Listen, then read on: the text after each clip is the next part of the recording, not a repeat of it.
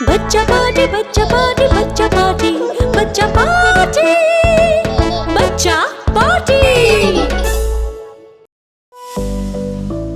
बंटी बंदर स्वभाव से बहुत ही हंसमुख और मिलनसार था।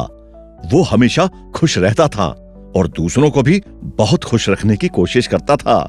उसे छोटी छोटी सी चीजें भी खुशी दे जाती थीं, जैसे कि उसे अपना मनपसंद फल खाने को मिल जाए या ठंडा पानी पीने को मिल जाए तो वो खुश हो जाता था। यहाँ तक कि जंगल के दूसरे जानवरों की खुशी भी उसे खुश कर जाती थी। वो हमेशा परेशान जानवरों की परेशानियों का हल ढूंढने की कोशिश करता था।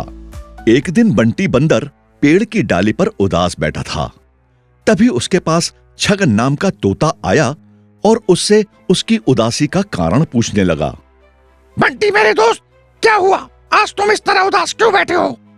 आज से पहले मैंने तुम्हें इस तरह कभी उदास नहीं देखा। हमेशा खुद हंसते हो और दूसरों को हंसाते भी हो।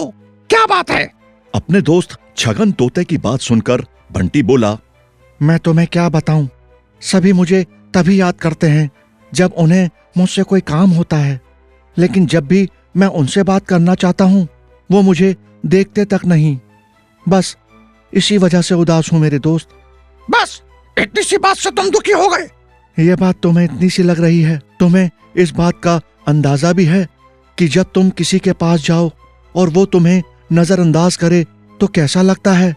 तुम ना परेशान हो, मैं तुम्हें एक ऐसी तरकीब बताऊंगा जिससे आज के बाद कोई भी तुम्हें नजरअंदाज नहीं करेगा, बल्कि तुम्हें ढूंढता हुआ तुम्हारे पास आएगा।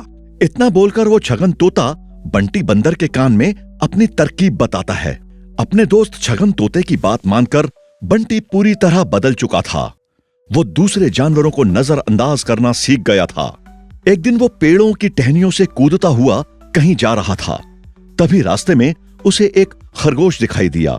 खरगोश ने उसे आवाज भी लगाई, लेकिन बंटी बंदर ने उसकी तरफ देखा तक नहीं और चुपचाप वहां से चला गया। उसके बाद उसे हिरण ने भी आवाज लगाई।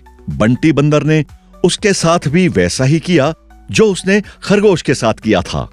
उस दिन के बाद से जंगल के सभी जानवर बंटी बंदर का महत्व समझने लगे थे, क्योंकि बंटी बंदर बेवजह उनके पास नहीं जाता था। इसीलिए जंगल के सभी जानवर खुद बंटी बंदर के पास अपनी परेशानियों का हल कराने के लिए आने लगे।